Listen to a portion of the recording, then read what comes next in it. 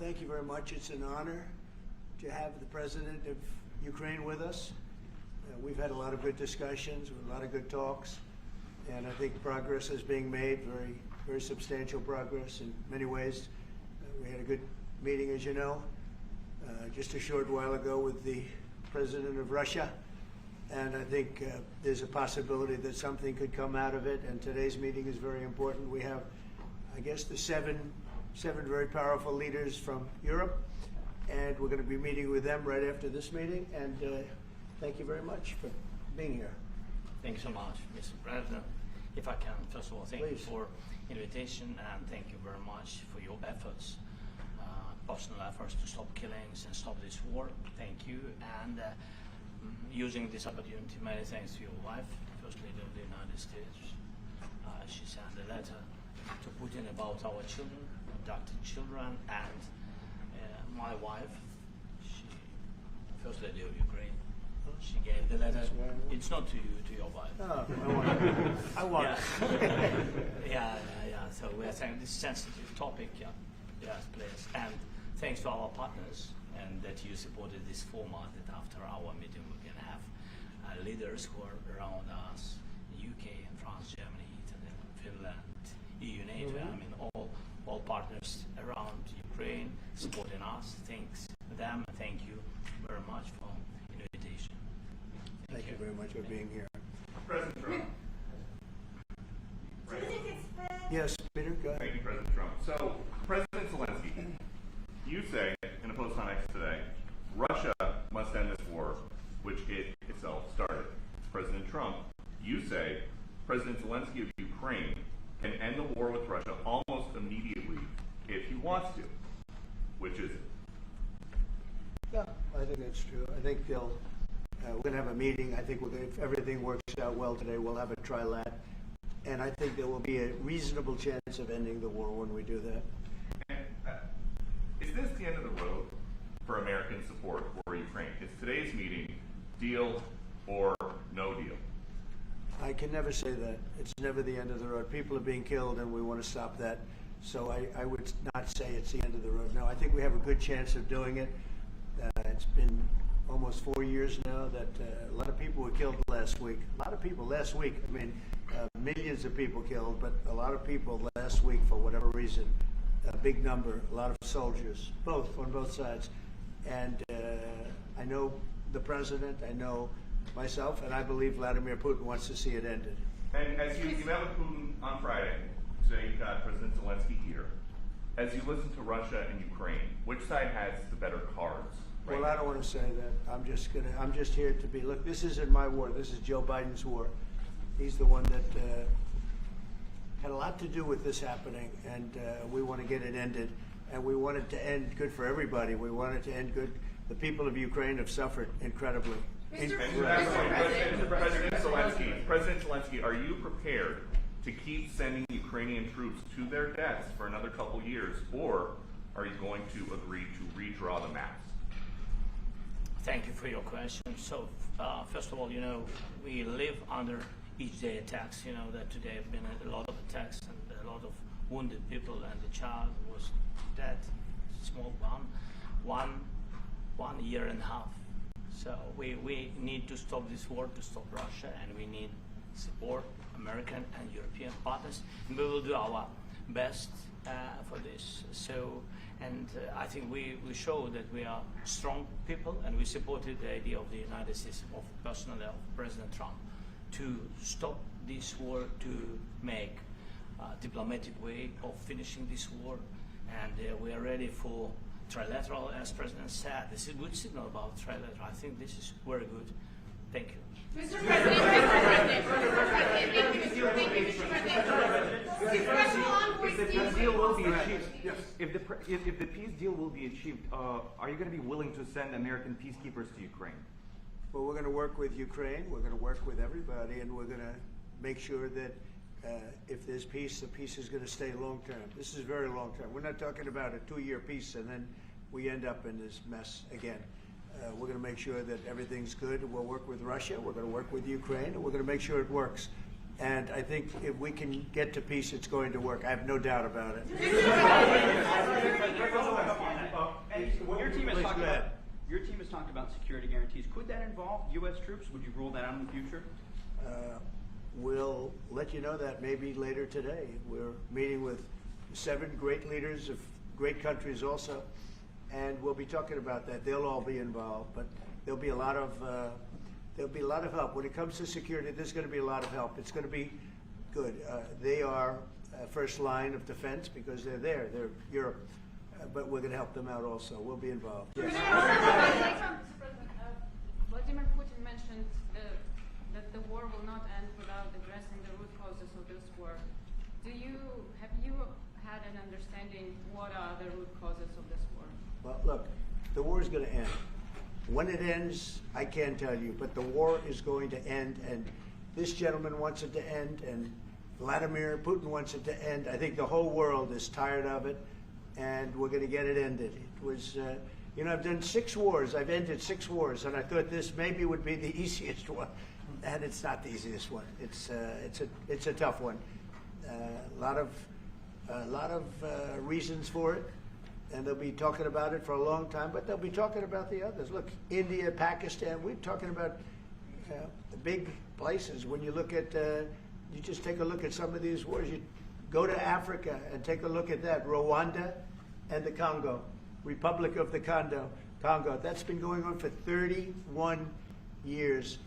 And so we've done a total of 6, and we really have 6, not including the fact that we obliterated, and it turned out to be a total obliteration, the nuclear, as you said, the future nuclear capability of Iran. And this one, I think we're going to get solved also. I feel confident we're going to get it solved. Like guarantees or like the special envoy put forward. Thanks, Mr. President. Can you tell us about your conversations with European leaders and what they need to see to support an end to the war? Yeah, well, we're going to be meeting with a great representative group and 7 very powerful, very big countries and great people, all friends of mine and friends of yours. And we're going to have some suggestions made. They want to see peace. They would like to see peace. Go ahead, please. In the red. President Trump, do you think it's fair for Ukraine and for Russia to achieve a lasting and durable peace if Ukraine cedes its territories that Russia hasn't yet conquered? Do you think it's a fair peace for Ukraine? We're going to have a lasting peace. Just to answer the first part of your question, we're going to have a lasting peace. I hope it's going to be immediately. I hope it doesn't have to go on. And I think people of the whole world is going to be very happy when that's announced. Yeah, please. Mr. President, you posted on social media, Mr. President, a very touching letter from the First Lady, and the letter was hand-delivered to President Putin, and it calls for an end to the war, essentially, because of the children and the children's future. Why did the First Lady feel that letter was necessary? Was it because she believes that Mr. Putin is the aggressor in the war? Is a similar letter being hand-delivered to President Zelensky? So the First Lady felt very strongly. She's watched the same thing that you watch and that I watch. I see things that you don't get to see, and it's horrible. But when she's got a great love of children, she has a wonderful son that she loves, probably more than anybody, including me. I hate to say it, but she loves her son. She loves children, and she hates to see something like this happening. And that goes for other wars too. I mean, she sees the heartbreak, the parents, the funerals that you see on television. Always funerals. We want to see something other than funerals. No, she felt it was a beautiful letter. It was very well received by him, and she did ask me to say, she would love to see this end. She would love to see it end, and she says it very openly, very proudly, and with great sorrow because so many people have been killed. President, last week, Brian, go ahead, Brian. Yes, sir. I've got a question for each of you. Yes. First of all, Mr. President Zelensky, you look fabulous in that suit. I said the same thing. Yeah, you look good. I said the same thing. Yeah. Isn't that nice? That's the one that attacked you last time. See, now he's. I remember that. You look wonderful. No, my first question for you, But President you Zelensky. are in the same suit. You see, I changed, you are not. Maybe yours is much better. Yes, Real please. quickly, upon peace, God willing we get peace, are you open to holding an election in your country? Yes, of course. We are open for election, yes. We have to do safety circumstances. And a little bit, we need to work in the parliament, because during the war you can't have elections, but we can do security. We need, maybe, how to say, we need a truth, yes, everywhere, in the battlefield, in the sky, in the sea, yeah, to make possible for people to do democratic, open, legal elections. So you say we're ready. during the war you can't have elections. So let me just say 3.5 years from now. So you mean if we happen to be in a war with somebody, no more elections? Oh, that's good. I wonder what the fake You like news this is. idea? Yeah, This is No. Speaking of news, I got a question for you. This sounds insane for me even to ask this. But do you think the American media really doesn't even want a peace deal? Because they've been so critical of you every step of the way as you lead the charge for peace. It's an amazing phenomenon. I said that if in the settlement you got Moscow, St. Petersburg, and thousands of miles around them, they would say I made a bad deal. The level of hatred and animosity is incredible. Not with all. I mean, we have great people up here. We also have terrible people up there that I think are told what to say. But, you know, in solving all of these wars, they don't even write about it. You know, I saw major wars. I saw wars that have been going on for 31, 35, and 37, and a couple of quicker ones. One that was going to go into a full-blown deal very quickly. You know what the one I'm talking about. It was a big one. But they don't even write about that. No matter what I do, no matter what, and you know, this is not anything to do with you. It's probably to your advantage in a certain way. But no matter what I do, no matter what deal I make, from my standpoint, you'll come out good. Maybe President Putin will come out good. But they'll say, Trump was absolutely horrible.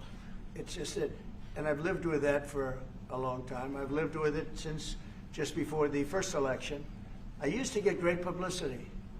Now I get the worst publicity anyone's ever gotten in office, but I won in a landslide, so that people understand. They're the only ones that count, ultimately. But I've also had great reporters. I've had journalists that are very good. But it's very sad when you do the right thing. As an example, they said, because of the fact that Vladimir Putin came to American soil, this was a tremendous defeat for Donald Trump. No, it was really wonderful that he did it. It was a hard thing for him to do, to be honest with you. It was the opposite of what they said, but they said it. Now, if he didn't come, they'd say that was also bad for Trump. You know, there's no way. And there's just a great dishonesty of the press, and I think that's why it's lost its credibility. You know, its credibility is at an all-time low. We have a thing going on right now in D.C. We went from the most unsafe place anywhere to a place that now friends are calling me up, Democrats are calling me up, and they're saying, sir, I want to thank you. My wife and I went out to dinner last night for the first time in 4 years, and Washington, D.C. is safe, and you did that in 4 days. I'll tell you, it's safe. I had another friend of mine, he has a son who's a great golfer, he's on tour, and he came in 4th yesterday in the big tournament where Scotty Scheffler made the great shot, and he said his son is going to dinner in Washington, D.C. tonight. I said, would you have allowed that to happen a year ago? He said, no way, no way. He said, what you've done is incredible. And I think the people realize it. But the press says, he's a dictator, he's trying to take over. No, all I want is security for our people. But people that haven't gone out to dinner in Washington, D.C. in 2 years are going out to dinner. And the restaurants the last 2 days were busier than they've been in a long time. Thank you. I walked around yesterday with MTG. If you can walk around with DC with MTG and not be attacked, the city is safe. Yes. Thank you, Mr. President. Last week you warned of what you called severe consequences if a 30-day ceasefire or any type of ceasefire were not agreed to by Russia. Will there be severe consequences? Does that change because of I don't the think you need a president? ceasefire. You know, if you look at the 6 deals that I settled this year, they were all at war. I didn't do any ceasefires. And I know that it might be good to have, but I can also understand strategically why, well, you know, one country or the other wouldn't want it. You have a ceasefire and they rebuild and rebuild and rebuild, and, you know, maybe they don't want that. But if you look at the 6 deals that we made peace and you know, long-term, long-running wars, I didn't do any ceasefires. Would I like the concept. You know, I like the concept of a ceasefire for one reason, because you'd stop killing people immediately, as opposed to in 2 weeks or 1 week or whatever it takes. But we can work a deal where we're working on a peace deal while they're fighting. They have to fight. I wish they could stop. I'd like them to stop. But strategically, that could be a disadvantage for one side or the other. But all of these deals I made without even the mention of the words ceasefire. Are you President Zelensky, Can you disappointed that there's no explain the ceasefire? decision to offer Ukraine Article 5 like security guarantees, but stop short of pushing for their full membership? Yeah, well, we haven't done anything on that yet. If you look back and you go back long before President Putin, it was always a statement that they would never allow Ukraine into NATO. So that was a statement that was made, but we haven't discussed any of that yet. We're going to be discussing it today. But we will give them very good protection, very good security. That's part of it. And the people that are waiting for us, they are, I think they're very like-minded. They want to help out also. Thank you, President. Thank you, President Trump. The United States has already given hundreds of billions of dollars to this war effort in Ukraine. Biden. At best, it is a stalemate, and the killing continues. So, President Trump, how much more is the United States willing to give Ukraine? And President Zelensky, how much more do you want? Well, I'll start off just by saying we're not giving anything now. We're selling weapons. This is something before, I guess the number is well over $300 billion. That was under Joe Biden, a corrupt politician, not a smart man, never was. By the way, go back 40 years, he was not a smart man 40 years ago either, but now he's in particular bad. This was done by a corrupt administration that shouldn't have been in, and frankly, if the right results of the election were given, if I were president, this war would have never taken place, and he would have been very happy, because he would have liked to have seen, I mean, they went through hell. He went through hell. This war would have never happened, and the people that were killed, a couple of million people, a lot of people with soldiers and everything else, and the people that have been displaced and forced into other areas and other countries because of what's happened, none of that would have happened. And I'm just saying that he was a horrible president, whether it was the borders or this, he was just a horrible, corrupt president. Mr. President, You want to answer? I can. Thank you so much. So first of all, we have possibility now to buy weapon from the United States. We are thankful for this program and this opportunity. We are thankful for Europe. They pay for this. And through NATO program for Example Pearl and etc. We have some programs where we can have some money to finance this. And this is a part, I think, it's not a part for the war and to defend us. It also will be a part for security guarantees, to strengthen our army, to rearm Ukrainian army. This is very, very important. And it depends how much money we need to rearm. For example, the question of air defense, we spoke about it with President Trump, and I'm happy that we have now bilateral decisions and we work on it with production, American production. Nobody in Europe has so many air defense like Patriots, for example. We need it very much, and this is also about defending. And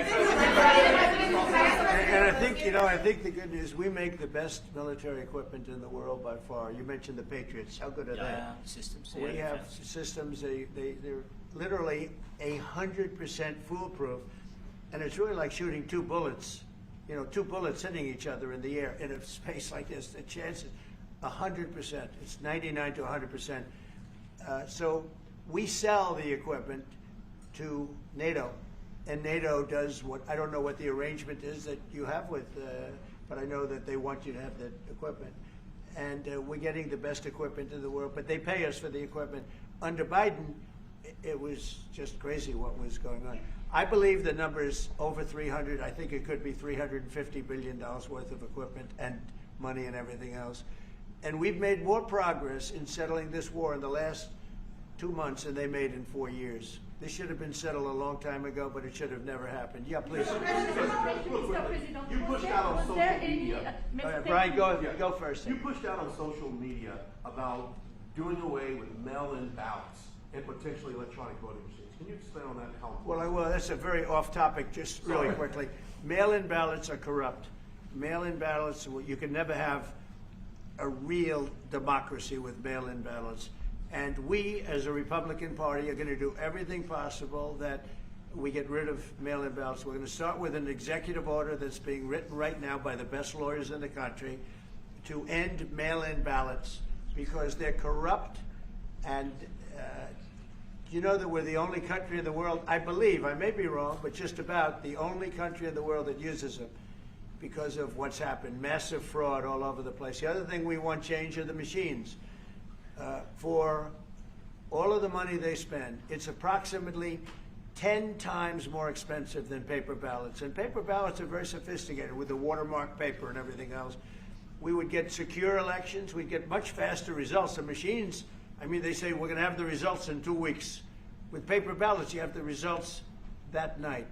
Most people, but most people, many countries use paper ballots. It's the most secure form. So between paper ballots, very, very important, paper ballots, and I think maybe even more important, the mail-in voting. We're going to end mail-in voting. It's a fraud. If you have mail-in vote, even Jimmy Carter with this commission, they set it up. He said the one thing about mail-in voting, you will never have an honest election if you have mail-in. And it's time that the Republicans get tough and stop it because the Democrats want it. It's the only way they can get elected. Because with men and women's sports and with transgender for everybody and open borders and all of the horrible things, and now the new thing is they love crime. They're fighting me on the fact that I've made Washington, D.C. safe. We're not going to get mugged, beaten up, or killed like all the people you've been watching get so badly hurt. I'm glad, I hate to take your time on this, but I'm glad you asked me that question. We're going to stop mail-in ballots because it's corrupt. You know, when you go to a voting booth and you do it the right way and you go to a state that runs it properly, you go in, they even ask me, they asked me for my license plate, for identity. I said, I don't know if I have it. He said, sir, you have to have it. I was very impressed, actually. But it's very hard to cheat with mail-in voting. As you know what happens in California, it's so corrupt, where some people get 5, 6, 7 ballots delivered to them. Now, we got to stop mail-in voting, and the Republicans have to lead the charge.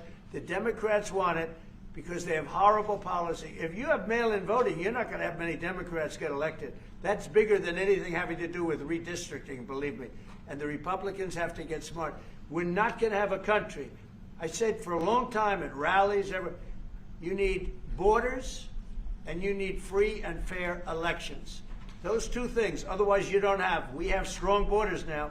In 90 days, Mr. President, we didn't have 0 in 3 months. Not one person came in illegally into our country. In fact, even I find that hard to believe, but it's run by a little bit of a liberal group that put out the numbers, so I guess it's, but 0, 0, and 0. You go back a year ago, 2 years ago, 3 millions of people poured into our country. It was terrible. Thank you very much. Guarantees do you need from President Trump to be able to make a deal? Is it American troops, intelligence, equipment? What is it? Everything. And really, it includes 2 parts. First, strong Ukrainian army. That's what I began to discuss with your colleagues. And it's a lot about weapon and then people and training missions and intelligence. And second, we will discuss with our partners. It depends on the big countries, on the United States, on a lot of our friends. And Mr. President, are you willing to commit American troops to that NATO-like protection in order to get President Zelensky to a deal today? Well, I don't know if you define it that way, but NATO-like, I mean, we have people waiting in another room right now. They're all here from Europe, biggest people in Europe. and they want to give protection. They feel very strongly about it, and we'll help them out with that. I think it's very important. I think it's very important to get the deal done. Please go ahead. You've been involved to the peacekeeping in Ukraine since your first day in the administration. What would you say to the Ukrainian people right now who are suffering under the Russian attacks and hoping that the American people will stand with them? Well, I know Ukrainian people. I've known many over the years. They're great people. They're smart. They're energetic. They love their country. I mean, they love their country, and we want to get this war ended. That's all I can do. I love the Ukrainian people, but I love all people. I love the Russian people. I love them all. I want to get the war stopped. Very important. Mr. President, was there any aspect of your discussion with Vladimir Putin that left you disappointed? Look, we just spoke to, I was just telling the president, I just spoke to President Putin indirectly, and we're going to have a phone call right after these meetings today. And we may or may not have a trilat. If we don't have a trilat, then the fighting continues. And if we do, we have a good chance. I think if we have a trilat, there's a good chance of maybe ending it. But he's expecting my call when we're finished with this meeting. Thank you very much, everybody. Thank you.